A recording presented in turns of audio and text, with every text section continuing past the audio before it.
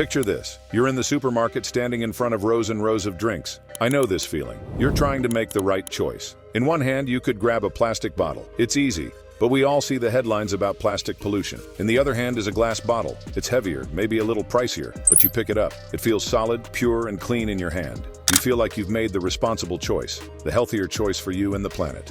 I've always believed that, and I bet you have too. For years, we've been told that glass is the gold standard because it's natural, it's infinitely recyclable, and it doesn't leach weird chemicals. It feels like a safe harbor in a world full of anxiety about plastic. But what if that sense of security, that good feeling we get, is based on something that isn't the full story? What if that pristine glass bottle is hiding an invisible secret? Well, brace yourself, because a groundbreaking new scientific study just dropped a bombshell that seems to flip everything on its head. The headline conclusion? Glass bottles can leach up to 50 times more microplastics into your drink than plastic bottles. I had to read that twice.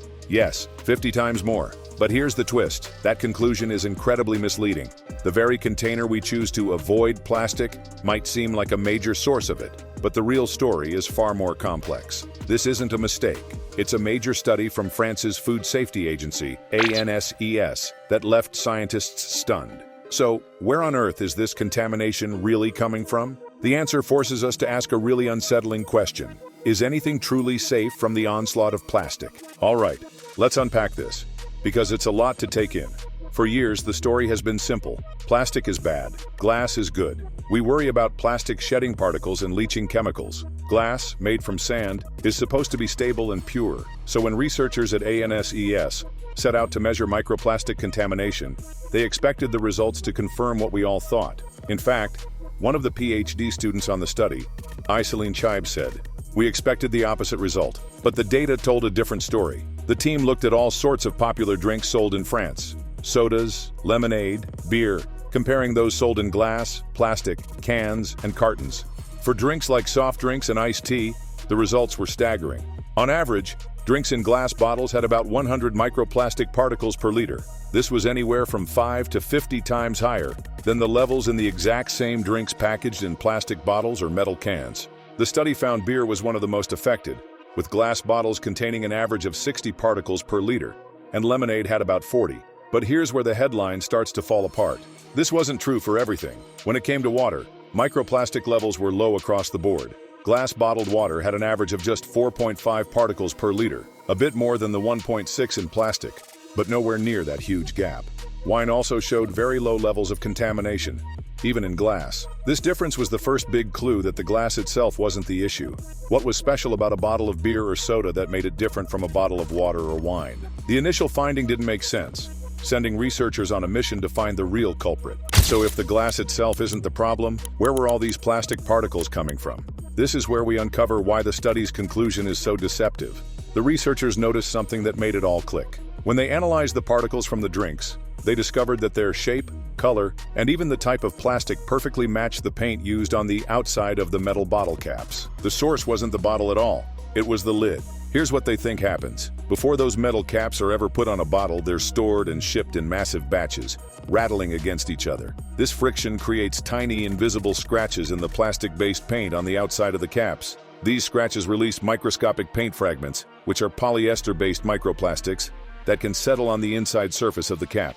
Then, when the bottle is filled and sealed on the production line, those loose particles can fall right into your drink. The evidence was incredibly convincing. Not only did the particles match the cap paint, but the exceptions also proved the rule. Wine bottles, which often use corks instead of these metal caps, had very low levels of microplastics. That was a huge sign pointing directly at the metal cap, not the glass. To be absolutely sure, the scientists ran another test. They took new, unused caps and tried cleaning them before sealing bottles of water. With untreated caps, they found a shocking 287 particles per liter. But when they simply blew the caps with air before sealing, the number dropped to 106. And when they rinsed the caps with water and ethanol, the contamination plunged to just 87 particles per liter, a reduction of nearly 70%. This was the smoking gun. It proved the contamination was coming from the caps, and more importantly, that it was a fixable problem. Okay, so we've found a surprising source of microplastics, and we know the headline blaming glass is misleading. But the big question remains, should we actually be worried about these particles? We are surrounded by them. They're in the oceans, the air, and yes, inside our bodies. It's estimated that we ingest, drink, or inhale tens of thousands of these particles every year. They've been found in our blood, lungs, and gut, and can even cross into the brain and the placenta. The honest answer from scientists is that the direct long-term health risks of swallowing microplastics are still not fully understood. There's currently no toxic level for how many particles in a drink would be considered dangerous. The ANSI's researchers were careful to state that their findings don't mean these drinks are an immediate health risk. However, we don't know doesn't mean it's safe, and this is what gets my attention. A growing pile of research is raising serious red flags. Studies on human cells and in animals have shown that microplastics can cause inflammation and cell damage. They might have the potential to mess with our hormones, change our gut bacteria, and even damage our DNA. More recent human studies have found some troubling connections. One study discovered that people with microplastics lodged in the plaque of their arteries were 4.5 times more likely to have a heart attack, stroke, or die over a 3-year period. Other research is exploring links to chronic conditions like certain cancers and diabetes. So, while I can't say that the plastic bits from a single bottle cap will make you sick, it feels like a lifetime of low-level exposure from all these sources could add up. This discovery just adds another layer of urgency for more research, and for industries to cut down our exposure, wherever it comes from. So this finding definitely complicates things, but once you see past the misleading headline, it doesn't mean you should be rushing back to plastic. We have to look at the entire life of both materials. The microplastic problem identified in this study comes from cap paint and is a solvable manufacturing issue. Better storage to stop friction, cleaning the caps, or developing new, more stable paints could dramatically reduce or even eliminate this specific contamination. The microplastic problem from plastic bottles, however, is the plastic itself. Plastic containers can shed particles their entire lives, and they break down into more and more microplastics after we throw them out, polluting our soil and water for centuries. Let's just put them side by side. From a chemical safety standpoint, glass is still superior. It's made from natural inert materials and won't leach chemicals.